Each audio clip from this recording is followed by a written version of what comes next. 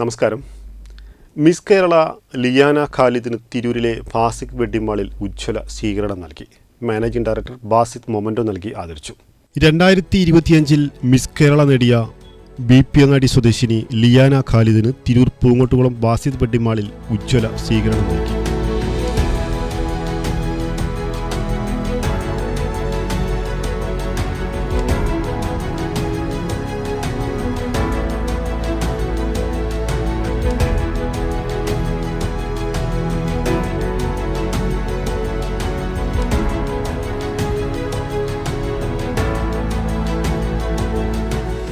വളരെ ചെറുപ്പക്കാലം മുതലേ ലിയാന ഖാലിദിനെ കാണാറുണ്ട്.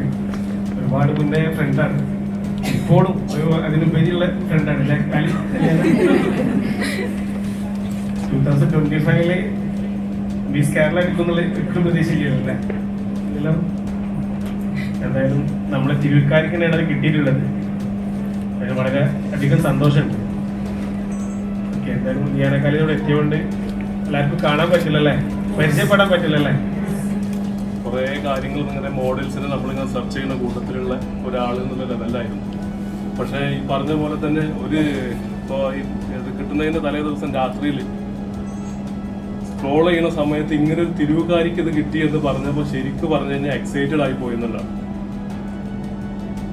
എന്തായാലും നമുക്കെല്ലാവർക്കും, ഞാനും ഒരു തിരുവുകാരനാണ്, ഈ പറഞ്ഞ പോലെ നമുക്കെല്ലാവർക്കും അഭിമാനമായിട്ട് കേരളത്തിൻ്റെ അല്ലെങ്കിൽ ആ അറ്റം മുതൽ ഈ അറ്റം വരെ ഉള്ളതിനകത്ത് നമ്മൾ തിരുവൂരിലേക്ക് ഈ ഒരു സംഭവം വന്നു എന്നുള്ളത് ലിയാന വഴിക്ക് വന്നെന്നുള്ളത് വളരെയധികം അഭിമാനമുള്ളൊരു കാര്യമാണ്. ഹലോ, എനിക്ക് തോന്നുന്നു എൻ്റെ എല്ലാ കരിയറിലെ എല്ലാ ഗ്രോത്തും കണ്ടിട്ടുള്ള ഒരാളാണ് ബാസിത്. എൻ്റെ വാർഡ്രോബിൽ മിക്കതും ബാസിത് ടെക്സ്റ്റൈൽസിലെ ഡ്രസ്സാണ്. 99%.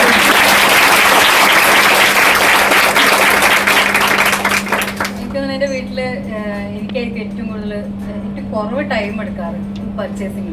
ഞാനിങ്ങോട്ട് വരും, എനിക്ക് വേണ്ടത് എന്താണോ അത് ഇവരെ കാണും, ഇവരെ പറഞ്ഞു കൊടുത്താൽ കറക്റ്റ് എല്ലാം എനിക്ക് ചെയ്തു തരാറുണ്ട്.